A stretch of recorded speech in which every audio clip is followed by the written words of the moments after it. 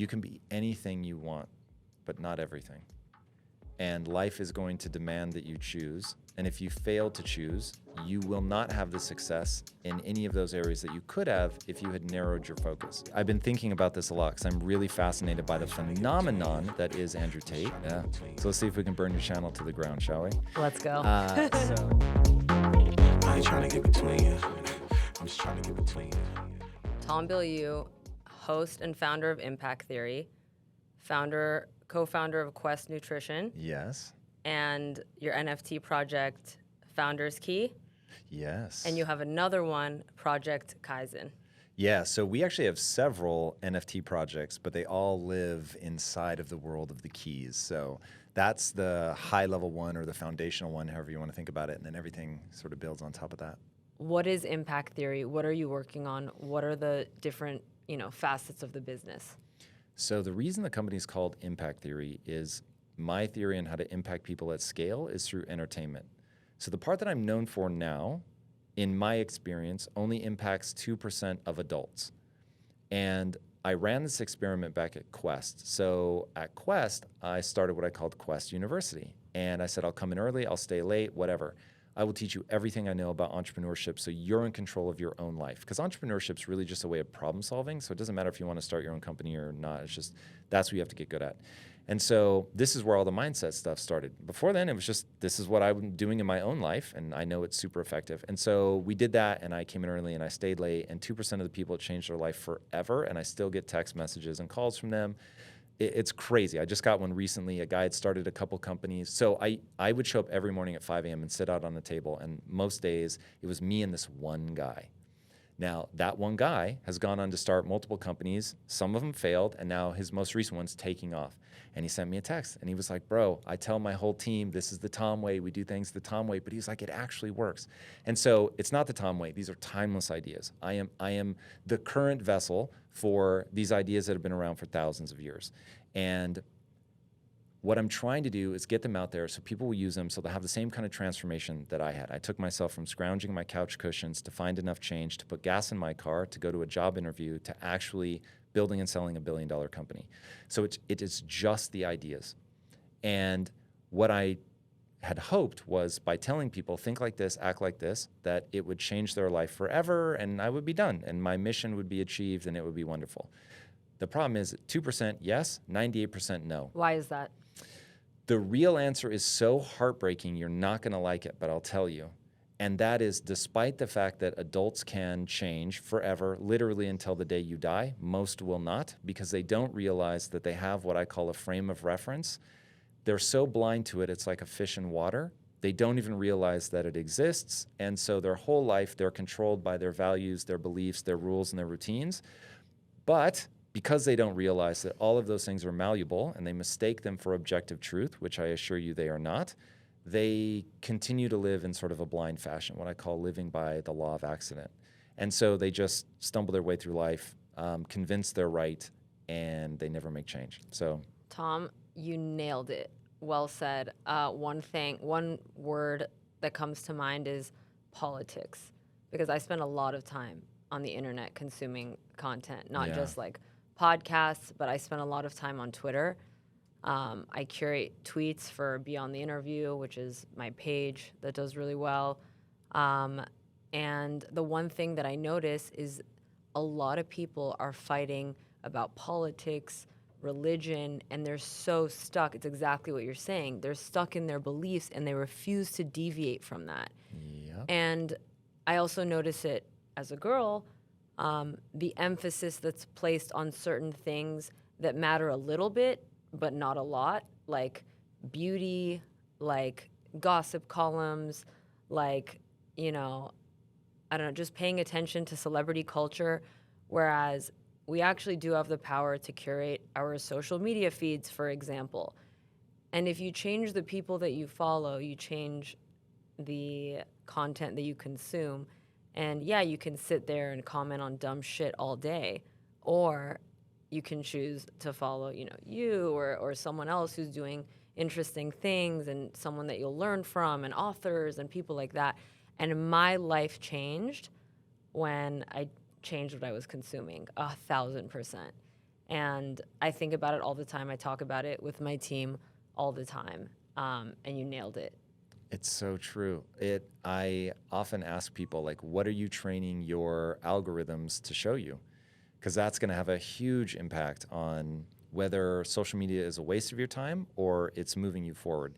Because I've trained my algorithms to show me things that are useful to me, and it has been invaluable. Like TikTok, to me, I joke and I say, look, you are selling your soul to the Chinese government, but they pay a fair price.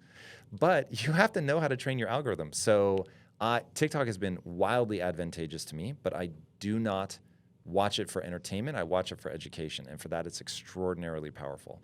So to wrap up on what you were saying about, what are the things that we're doing in our company. So I realized that only 2% of people are going to do anything with those ideas, but I really want to reach the 98%. My wife and I sat down, and given the things that we're passionate about and the things that we're talented at, we have a bias. So for sure, both of us are filmmakers, went to film school. That's what we bonded over in the beginning.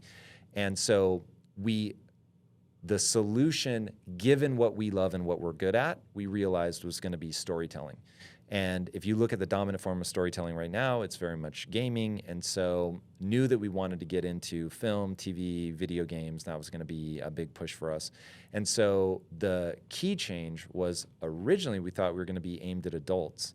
And then we realized you have to hit people in this age group called the Age of Imprinting. It's 11 to 15. The Japanese actually have a word for it. For boys anyway, it's shonen.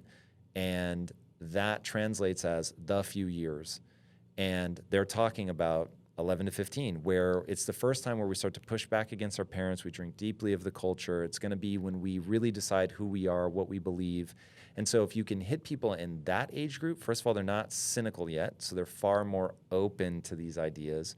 And then they're just from the brain development standpoint, they're like a sponge and they'll really soak it up. So we pivoted hard and said, okay, we're going to focus on 11 to 15-year-olds. That's going to be the prime thing that we go after, and we're going to do it through story. Now, Impact Theory University is aimed at adults because I don't want to give up on the 2%, and I invite anybody in the 98% at any time if you want to be in that 2%. But we've just found that we are more a filter than we are a convincer. So I'm not going to convince anybody that they should address their mindset. But for people that already want to, we've got what we think is the ultimate way of doing that. And so the company breaks into those two pieces. Okay. Now that I'm thinking about it, I'm thinking about who I have seen in the past few months or years that has really become a convincer in this ecosystem. And the person that comes to mind, I mean, whether fortunately or unfortunately, is Andrew Tate. Yeah. So I want to talk about that, and because I know you have a lot of insight. What do you think it was that made him the de facto guy to talk about to talk about masculinity and all of these things and pushing harder? Because there were other people before him who espoused like some of his values, maybe not all of them, but they didn't pop off. This guy pops off, and now all of a sudden you see the people in the exact age group that you're talking about looking to him as a role model. Yeah. So let's see if we can burn your channel to the ground, shall we? Let's go. So I've been thinking about this a lot because I'm really fascinated by the phenomenon that is Andrew Tate. And I think people are dismissing him because he says just enough truth that you would be a fool to dismiss him, but he says it in the most horrendous way possible and gives people advice that on balance I would not encourage them to take. However, the reason that he popped off despite doing those things is that we're really having a crisis of masculinity right now. So you need role models. You need people to look up to. I grew up in the 80s, so I had, the Schwarzeneggers, the Stallones, the Van Dams. Like, there was a very clear picture of masculinity that was in line with my biology. And so whether we want boys to or not, and I would say we do, which we can get into the disposable male hypothesis, like we could do 2 or 3 shows just on this, so by all means pick on any one of these angles and we can go deeper. But I think that there are a reason that on balance, on average, these are just averages, that men play a certain type of role, women play a certain type of role, and that we have the biology that reinforces it. So when you think about, it's really easy to talk about women. So I really, on my tombstone, may it read, you're having a biological experience. I want people to understand that, because going back to this idea of this is water and your frame of reference is so ubiquitous you can't escape it. You just have to become aware of it and then change it to whatever you need to, but you are going to be immersed in a frame of reference. First and foremost, your frame of reference is born of your biology. So you experience life differently than a snail would. I don't think anybody's confused by that. Differently than a bat would. You have a different, what they call Umwelt. There are, like, here's a great example. You only see 0.0035% of electromagnetic radiation, which we call visible light. If you're seeing that tiny ass sliver and you think that's all there is, like, you're already deluding yourself. So we have a very narrow Umwelt, and we think this is the whole world. We interpret everything through that. So you're having a biological experience. All right, back to women. So women are in this crazy race. We, as a species, have chosen our path to dominance. We're the most dominant apex predator the world has ever seen. We have terraformed this entire planet. I'm not saying good or bad. I'm just saying it is. We have done this because we are so dominant.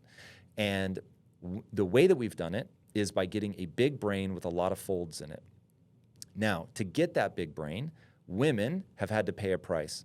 And it's the width of their pelvis and the angle that their pelvis is at. And you guys have taken it just as far as you can, where you're just before you're unable to stand upright and run. So if you went any farther, we could have a bigger brain and we would be smarter, but women would be immobile, which obviously had some evolutionary disadvantage, which is why anybody that went that far, they died off, right? Can't run from a predator, whatever the case may be. So women have gone right up to that line and then they stop. But we still want a bigger and bigger brain. So what do? We have a kid that's born with a soft head.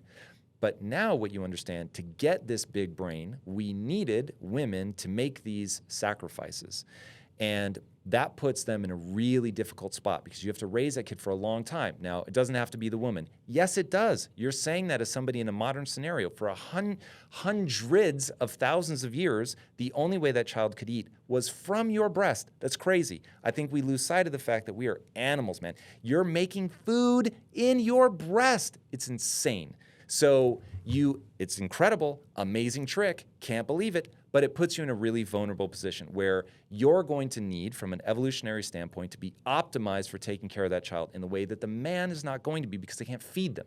They can't give birth to them and they can't feed them. So nature's just like, word, I'm just going to outsource this all to the female. But that means you then have to outsource, as the female, you have to outsource something to the men.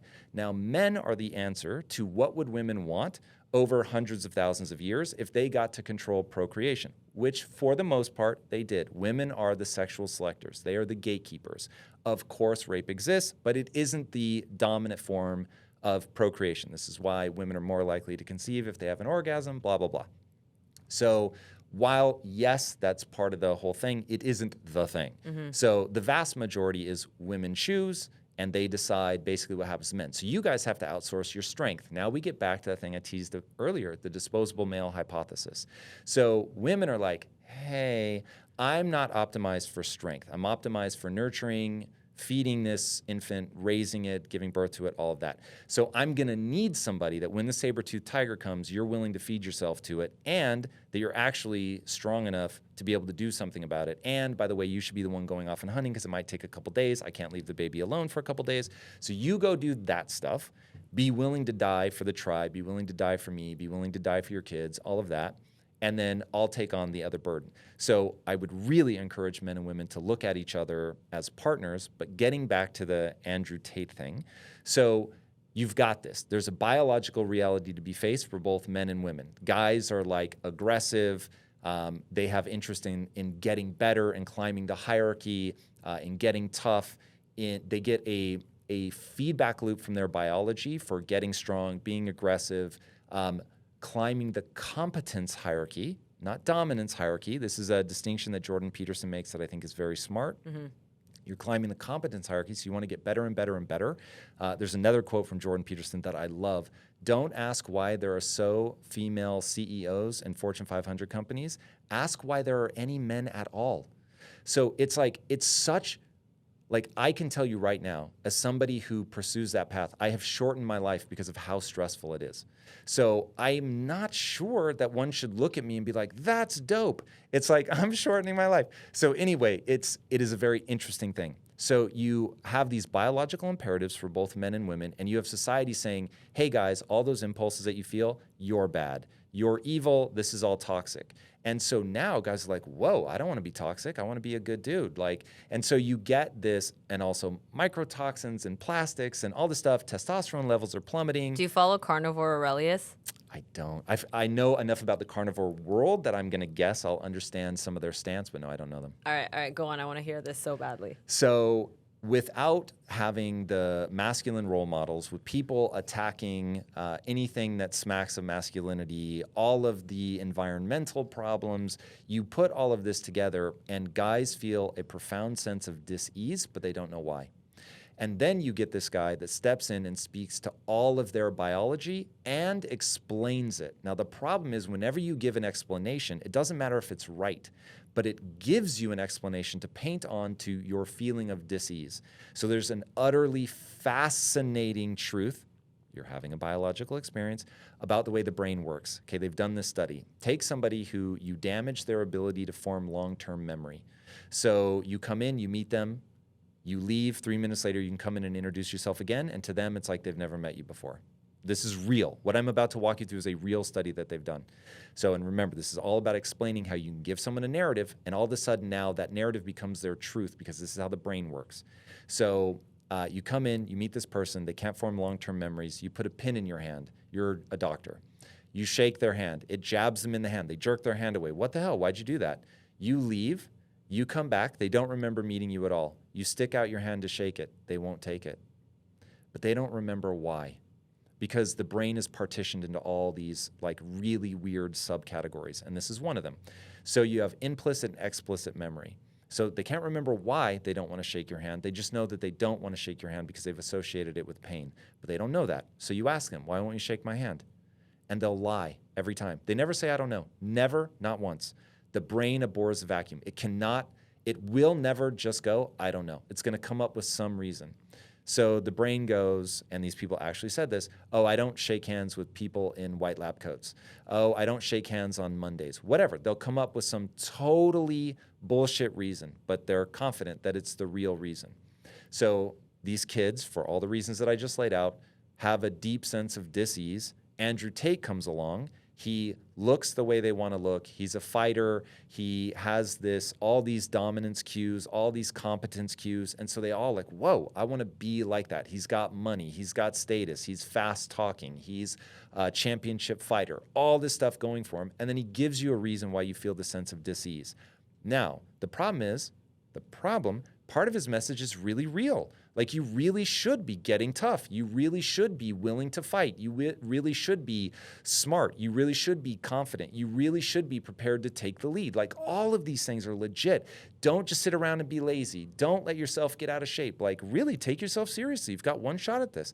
And so I listened to him talk, and I'm like, damn, he's really revolving around something that's really important. And then he goes off and like, you should be in control. You should, dominate. And oh, by the way, I've built my business off of convincing these women to do OnlyFans. And then so it just gets really toxic really fast.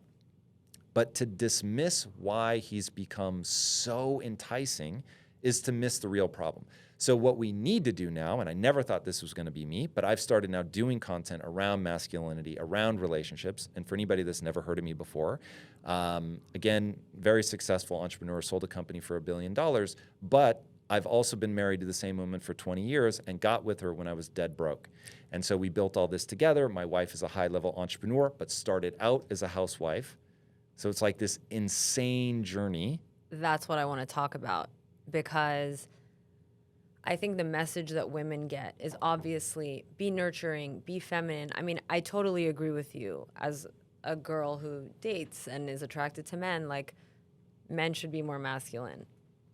The other side of that is, how do women now in this modern society, because it's not the way that it used to be that you just described, where, they had to go like hunt and the woman it's not like that anymore. You could even hire help to take care of your, and I see people doing that. So in today's modern society, I think women are faced with this challenge where they're told you're either a high-powered career woman or you're nurturing and worthy of being married. And for a while, I was very threatened by that because I wanted to be really successful and do all these things.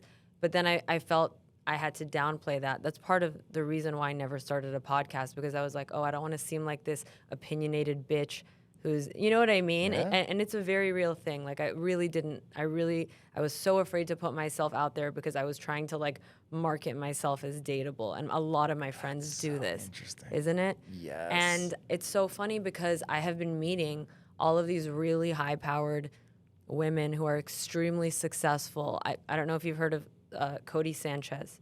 No. Fascinating. Layla Hormozy and Alex Yes. Hormozy. Yeah. Those two I know. I interviewed her at a conference, and their story is like super interesting. amazing. Yeah, it's great. And I've been seeing all these examples of these women, Kat Cole, like just so many, that they're married to men who are dope, and they're very successful. And so I'm like, oh, maybe what I was taught was wrong. But what advice would you give to women who have that problem? Also, not problem, but also they see it as like this weird dichotomy or something that they have to balance because you're married to someone who's super successful. And I've seen you guys together. You just have a vibe. She's super badass and like you're best friends. Yeah. So this is where it gets complicated. Okay, so let's start untangling this. So I married a traditional Greek girl, and she wanted to be a wife and a mother, and she wanted to have 4 kids, and that's who I married, and that's what I wanted. And then when we started Quest, and I asked her just to help, I just ship these things out real fast, and she started doing that just to be a good Greek wife. She was like, my husband asked for something, I'm going to do it. So understand, my wife became an entrepreneur just to help her husband out and be a good wife. And then she got into it and she was really good at it. And so we're like, hey, can you just keep doing it? And then we're growing so fast, then starts ship 1 thing a day, then 10 things a day. And then it's like we're moving into a new facility and then it's 100 things a day, 200 things a day. Then she has 40 people on her team and she has all these ex-convicts that work for her. And she's just becoming like this really hardcore person who's extremely gifted as an entrepreneur. And that woke something up inside of her. And through lots of conversations, we realized that she doesn't want to be a mother. She does, but not as much as she wants this other life, right? So she decides, hey, I want to be an entrepreneur. I don't want to have kids. And I had to go through a process of mourning. And it's hard to go from, I'm the entrepreneur in the relationship. I'm working. You're laying out all my clothes. You're taking care of our kids, which are dogs. You're taking care of them. You're, literally just looking after every aspect of our lives to now, oh, by the way, dear husband, you're going to have to start doing this stuff yourself. And so I was like, look, I want you to be whoever you want to be. It violates my value system to in any way, shape, or form try to hold you back.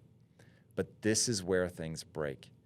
And I will use Alex and Layla as an example. Layla had to find an Alex to be Layla. Now, I don't know if they'll agree with this, but you know what hypergamy is? No. You do, you just don't know the word for it. So Okay. hypergamy is women will date across in intelligence and income and up. So if you make as much as them or more than them, they'll go for you. But if you make less than them or you're not as smart as them, then they won't go for you. So as you become more of a boss bitch and you're really getting hardcore educated, so first of all, the more educated a woman gets, the more the birth rate drops in the country. Utterly fascinating. Because as they're coming into their own, what ends up happening is the guy who you want, I think, certainly my wife wants, she wants me to lead. But she needs me to be the right person to lead, which means that I've got to be outpacing her in certain areas. Now, here's where everything falls to hell. I used to think that my wife would only be sexually attracted to me if I were better than her at everything. And I very quickly realized no one wants to be in a relationship with somebody that's better than them at everything. But there are certain things that they do want them to be better at. Now, I can only speak for my wife, though I have a feeling this is far more broad than my wife. My wife wants to be ultra hardcore, be as amazing as she can be, push her skills to the absolute limit. And then she wants to be married to somebody that's better at leadership than her. And she can't be with a guy that would ever say, slow down so I can lead, which is basically from the pill until now, what guys have said. Oh shit, you're no longer confined to having kids because you're now in complete control of that. You can go into the workforce, no problem, because of sanitary napkins, all that stuff. Like, it's a different world now. So the brakes have been taken off of women. There's no legislation against you. It's not societally frowned upon for women to enter the workforce. And so now you get a lot of guys where their temptation is to say, slow down so I can lead. Now, women don't want that, but now you have the hypergamy problem of, I need you to be able to outperform me. And this is what Lisa says, like, I'm ultra hardcore, but I still want to be small in my husband's arms. If we can't agree on something, she's going to give her opinion as hard as she can. My wife is the best business partner I've ever had, and I've had male business partners. My wife's just on another level. Like, she's amazing. But at the same time, when we can't come to an agreement, my wife will tell you, when it comes to business decision making, my husband is the right person to make the decision. So that is really complicated.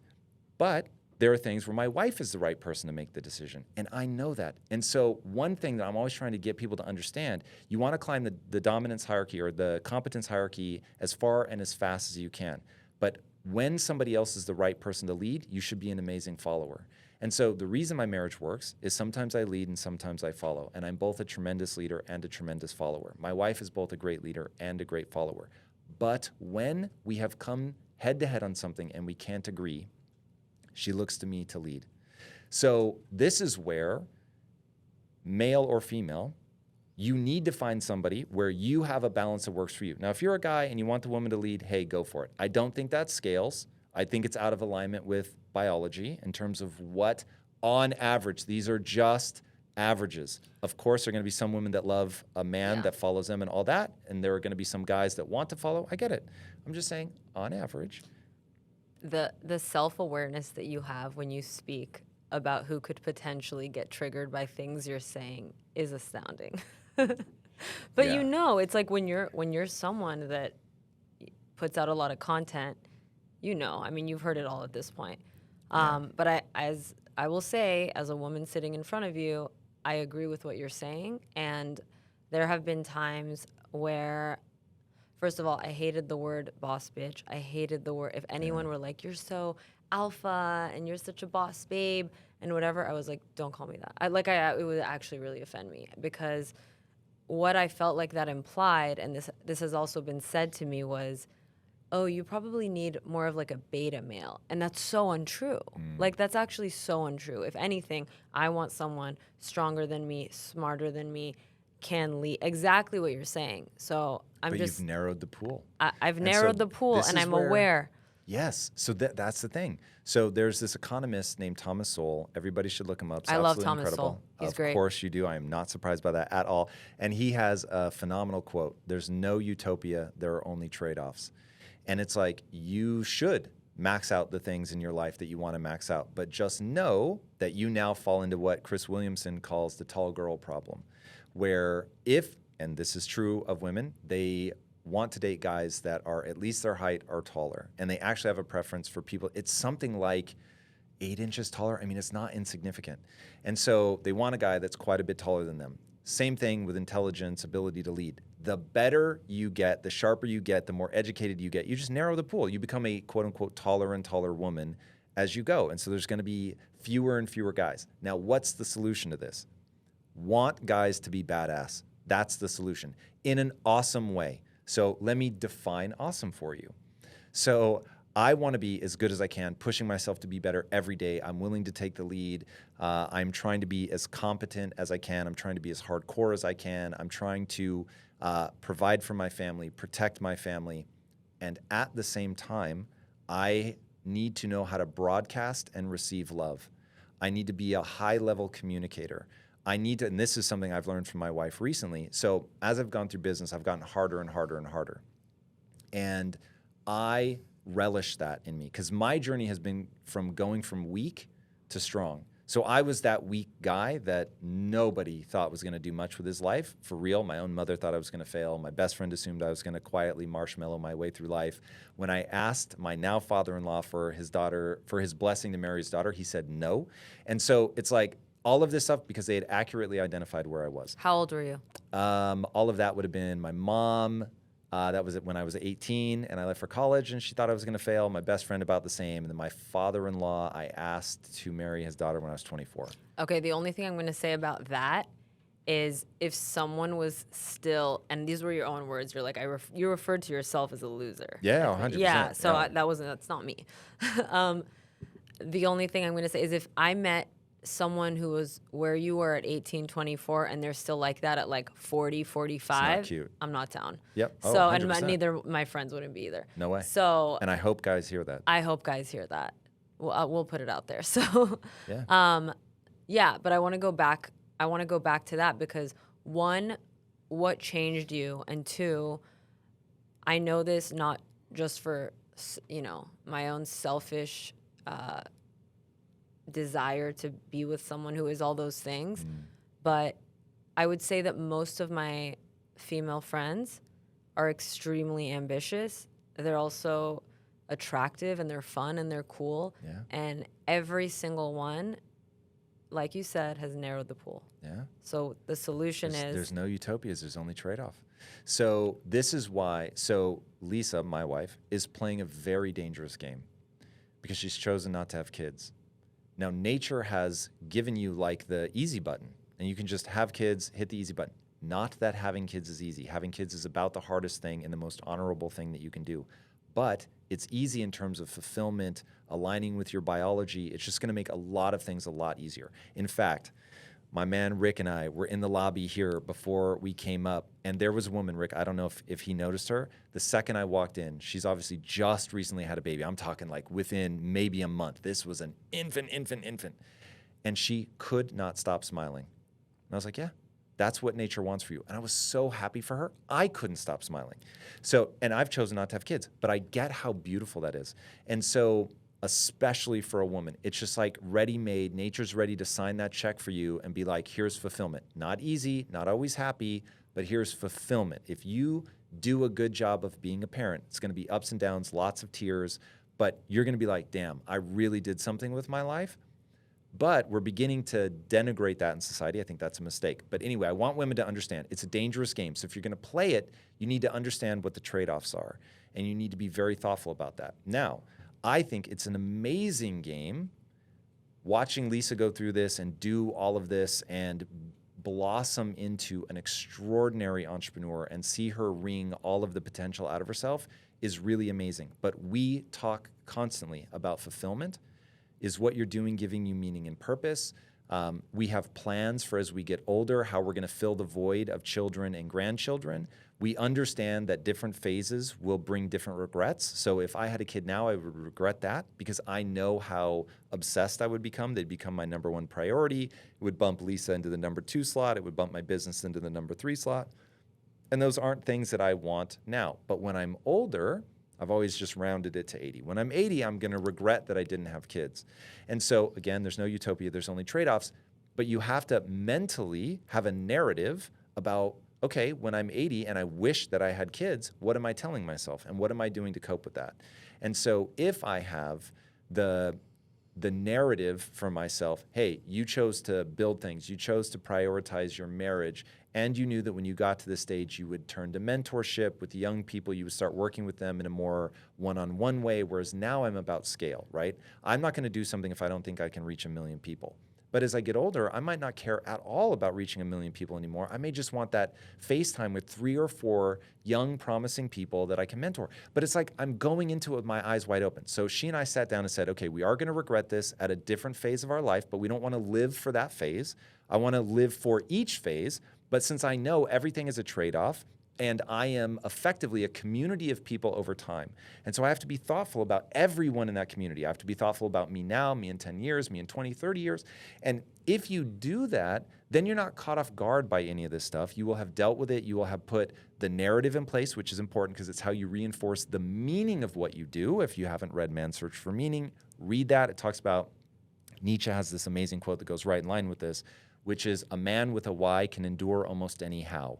So no matter what heartbreak it brings me to not have kids later in my life, if I have a strong enough why, what I built really mattered to me. I told these stories, it impacted these lives, but that means I better go hard now, because I'm going to need that when I get older to be like, yo, I really meant something to people. The things that I put into the world, they really mattered. And so it's like, you can't just be hedonistic. You've got to do things that matter. Again, you're having a biological experience. If you're not contributing to the group, you will have a deep sense of dis-ease. Just that's nature. And so by going in eyes wide open, by having the narrative around what you're contributing, by planning for how things change from phase to phase, then you can do it, and it's incredible. But all of these women that their narrative is, I've finally been unshackled from these asshole guys. Men, it's a patriarchy. You've been holding me back this whole time, and finally now there's no more breaks and I can go do whatever I want. Now you're just pretending that there is no biology, and you're going to get caught off guard. The most unhappy people are women aged 31 to 39 that are professionally advanced. Let that sink in. Yeah. Because what they don't realize that they're fighting against biology. They have not framed this moment correctly. They have not thought about the trade-off that they're making. And please, to all the women out there listening, if you decide not to have kids, I'm on your team. I'm literally in the same camp. But make sure you didn't just let the clock run out, because so many women are like, I'm just going to push it. I'm going to push it later. And then they don't understand how few people IVF actually works for. And so now I think it's 80% of childless women over the age of 30, I don't remember the exact age, 80% of them are childless because they can't bear their own children. So many people accidentally let the clock run out. Again, I don't know, it's not better in either direction, but you really have to be aware of the trade-off. I'm so happy you said that. I'm also so happy you said that here, because I think about that a lot and I talk about it with people all the time. And you acknowledge the other side of that coin, which is there are some women who may make that trade-off and that may be right for them. Chelsea Handler, she talks about it all the time, and she's like, I'm happier without kids. And guess what? I believe her. But there's a reality where you might regret that decision. And also, I think she needs to be fair and say, I am happy with the experiment that I have run. Because it's not like you can do both, right? It's not like she had a kid until it was 13 and then she sold it and was like, oh, thank God. Yeah. We all have one life and we run one experiment or the other. And to all the people thinking about having parents, let me say this. Very few of you, less than 10%. You mean having kids? Yeah, sorry. Of the people that choose to have kids, less than 10% of you will regret it, no matter how bad it is, because nature will grab you by the brain and squeeze all these crazy chemicals into you, and you'll be like, I can't fathom I ever considered not having children. But if you never have kids, you won't miss it. You won't even think about it. It's not like you had them and then lost them, which is the deepest tragedy I can imagine for anybody. I would much rather get divorced. I would much rather lose my spouse. I cannot fathom something worse than losing your child. So just let's put that out there. But for the most part, it's just people don't have it. And because I don't have kids, I don't really think about it. And I really want kids. Like, that would be a beautiful experience. I really want kids. The only thing I want more than to have kids is to not have kids. But it's not like I never wanted them or anything. I always thought I would be a father. But as I fell in love with other things, my wife being the most important of them, I just built a life for myself that I didn't want to change. I think the big lie that women are told over and over again is you can do it all. I think that's the biggest lie they tell you, that you can do it all and all by yourself. You cannot do any, can you run your business by yourself, Tom? Definitely not. I can't do shit by myself. If these people weren't here, this podcast wouldn't even exist. And I think that's where the whole, and by the way, not to knock feminism, but I see people knocking modern feminism. And I just want everyone to know that this is why, because it has nothing to do with women. You cannot even tell a man that you can do everything alone. Yeah, you just can't. Nobody can. And women take it personally when that conversation happens on the internet, which there's no nuance on the internet. There's no, people are just arguing about bullshit. But that's the one lie that really pisses me off, because that's what leads women to that place that you're talking about, where all of a sudden you're 40, 45, whatever age you're at, and you realize, wait a second, I actually wanted this, and I didn't even consider that I couldn't do both, because nobody, not even men can. And that's where I want to emphasize that it's not actually offensive when people tell women you can't do it all. Men can't do it all, and nobody expects them to. No, that's really good. So I respond so violently to the following truth that it borders on mental illness. You can be anything you want, but not everything. And life is going to demand that you choose. And if you fail to choose, you will not have the success in any of those areas that you could have if you had narrowed your focus. I have the deepest empathy for people who struggle with that and want to be able to do everything. But the reality is, time is just finite. And since getting good at something takes time, there's going to be a narrow band of things that you can be truly great at, and that's it. Today's episode of Beyond is brought to you by MoonPay. MoonPay is your portal to Web3 where you can transact with peers globally and own your digital identity. MoonPay makes it fast and simple to jumpstart your Web3 journey. Quickly use your debit or credit card to buy and sell crypto and purchase digital collectibles. Visit moonpay.com to get started. I find that these days, men who are ultra, ultra, ultra successful, and not always, not in your case, and I could name, tons of others, but in a lot of cases, men are either, they don't want to get married, or they're married and they're cheating. Yep. And we see these dynamics with ultra wealthy men where they live a lifestyle that if they had less money, and I mean, there's guys with less money that cheat too, but you see Esther Perel talking about this stuff.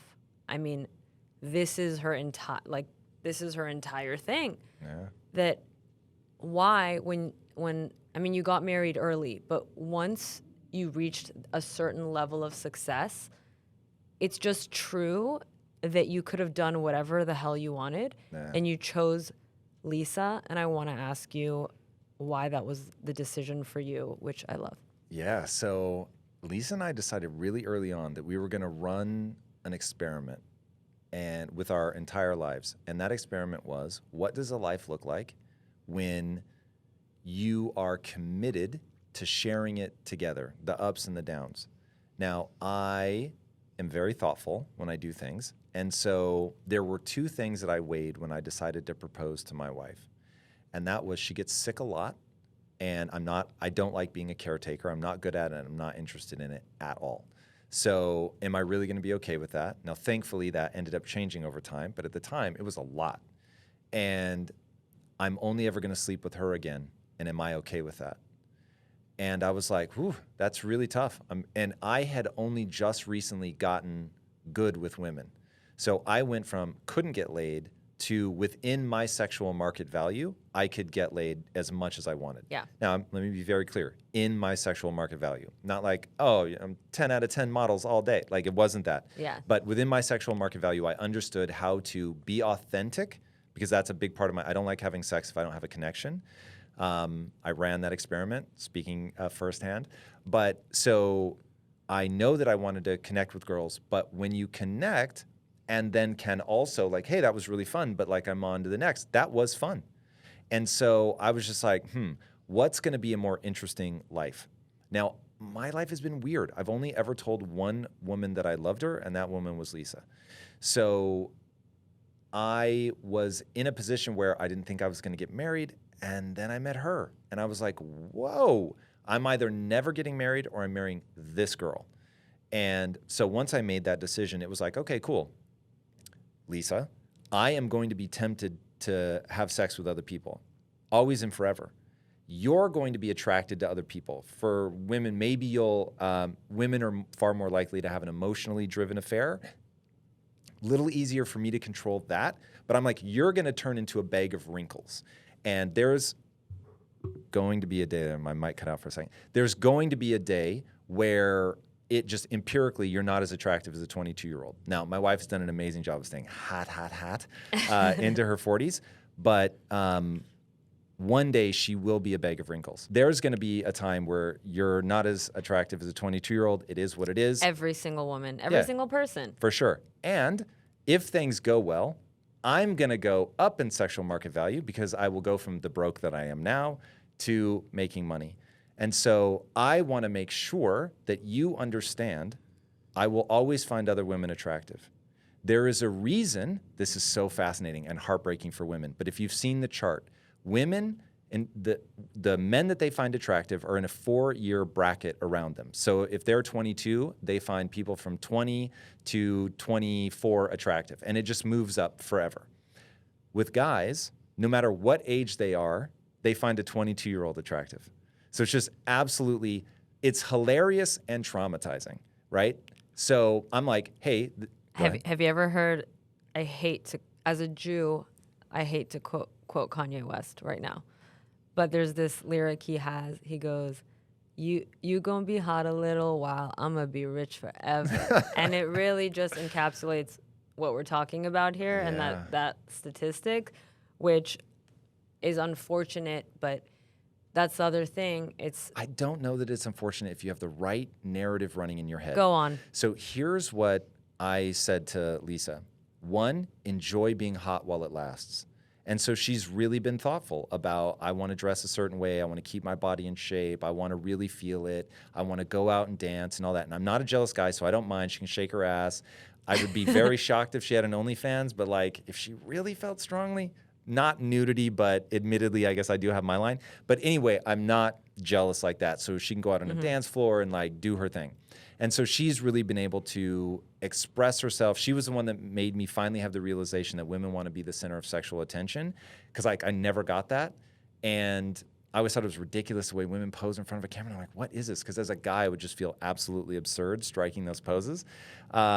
Anyway, so that realization, I'm like, have fun, enjoy that. You're not going to be young and attractive forever, but know that the thing I value more than anything, and I will enjoy you being hot as long as you are, don't get me wrong, but the thing that I enjoy more than that and that I get more out of is sharing a life with you. And so I want to share this life with you. And that means that I'm going to be faithful. And I'm not going to be faithful because I only have eyes for you. That drives me nuts when people say that. To say that to a woman is to make her deeply insecure because she knows that it's not true. And so now she needs you to uphold a lie. I never wanted Lisa to deal with that. I wanted to be like, look, I am very attracted to you. But we can both be honest that there are women as hot as you, maybe hotter. So know that I'm with you as a total package. And part of that package is that I love your mind and your personality. And then part of it is that we're sharing a life.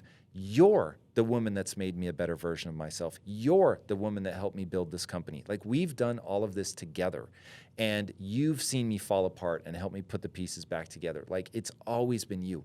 And so because that was something I knew I wanted to invest in, that's part of my narrative. That's the thing I go back to when I explain to myself why I'm married, why I make the choice to be faithful, all of that stuff. Now, when people understand that nature, like if I see an attractive 22-year-old, nature squeezes my brain and is like, that's very attractive. That, as far as I can tell, is never going to go away. And so I was like, oh, okay, word. So that's the thing that I have to be thoughtful about, that I don't ever want that to be something where I'm legitimately tempted. So I knew what I'm weighing it against. I'm weighing this against. And because here's the thing, let's say that you told me that I could have an affair and that Lisa would never find out. It's guaranteed. She will never find out. Would you cheat? The answer is no. Now the question becomes, why is it no? Why am I honest with my wife when I could easily lie about so much stuff and she would never, like legitimately she would never know? The reason I don't lie is it makes me feel isolated. It has nothing to do with her. I don't want to feel isolated. I like this feeling of sharing my life with somebody and building this all together and doing all of this and watching her turn into a bag of wrinkles. And I am racing towards irrelevance. And she's going to have to deal with one day, even if we still have a lot of money, that I'm at the bottom of the competency hierarchy.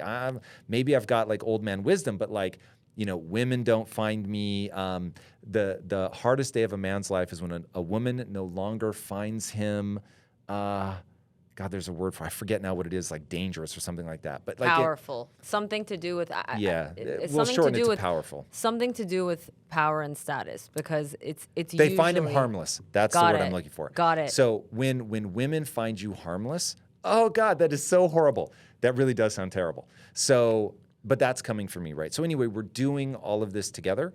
But to your point about if a woman, so let me back up. For all of this to work, Lisa still has to be the center of my sexual attention. If the sex wasn't good, or she was like, well, I used to do that, I don't do that anymore, that's not going to be interesting. So the sex still has to be rad. You still have to have a lot of sex. She needs to be the center of my sexual attention. Like that whole thing has to be amazing. So guys, if you want to make a girl feel amazing, make her feel loved and supported, that's hugely important. But the ones that people don't talk about that are huge, make her feel beautiful and make her feel safe. Now, women, for your guy, make him feel loved and appreciated. He doesn't want you to support him. He wants to support you. He wants to be willing to lay his life down for you. He doesn't want you laying your life down for him. Okay, so let's get that all clear. So he wants to do the hard things. He wants to be the one that's cold or doesn't have blankets or goes hungry or has the worst meal, whatever. He always wants to be that one, but he wants you to fall over yourself, thanking him and how much you appreciate him and all that. And then the other one, if you really want a cheat code for a man, make him feel powerful. Now, this is where, going back to sex and high-powered women and where we get into trouble, my wife has to be able to go from being in the boardroom, I've got this, doesn't matter who she's staring down, powerful men, physically intimidating men, doesn't matter. She's got to be able to rock it. We're going to do it this way. And she's savvy. She doesn't just try to do things through brute force, but she has to be able to lead, take control of that situation, all of it. But then when it comes to sex, she's got to make me feel powerful. And most women can't do that. They can be powerful, but they can't then flip the script and make their man feel powerful. And if you don't make him feel powerful, he will find someone who can. And if people don't get that through their heads, I'm not saying whether it should be that way. I'm saying it is that way. And if you can't do that, you're fucked. Wow, that's like my favorite clip from this whole thing because it's so true. It is so true. So many truth bombs in this episode, my God. So I find that most people, they have so many like messages that they want to share with the world based on their life experience and wisdom that they've gained, but it's hard to put it in order in terms of like which is the most important and which is the one that most urgently needs to be shared.